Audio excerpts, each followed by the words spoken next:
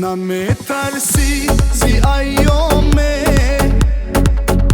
که یار از تو جدا گردد تمامی زندگی در پیش چشمانت سیاه گردد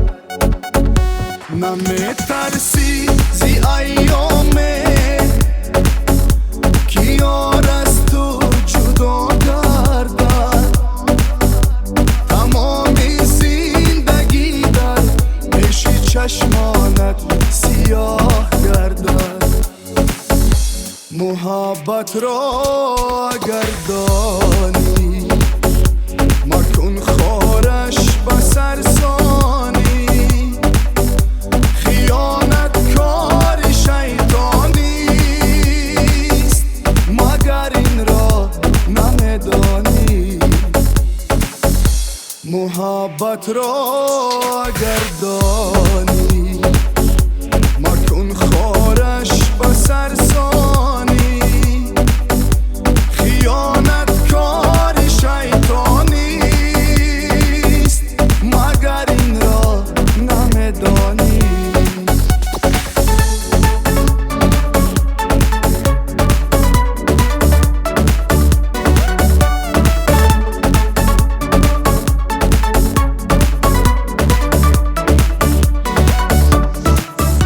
تو با عشقت چی ها کردی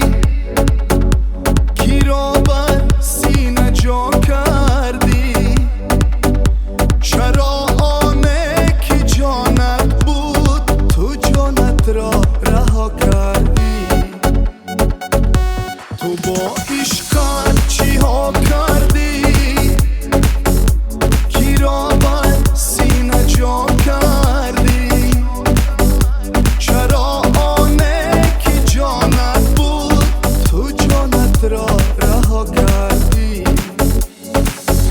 محبت را گردانی مکن خارش بسر ثانی خیانت کار شیطانیست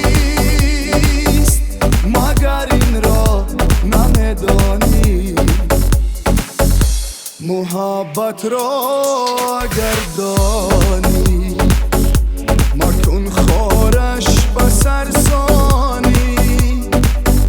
خیانت کار شیطانیست مگر این را نمیدانی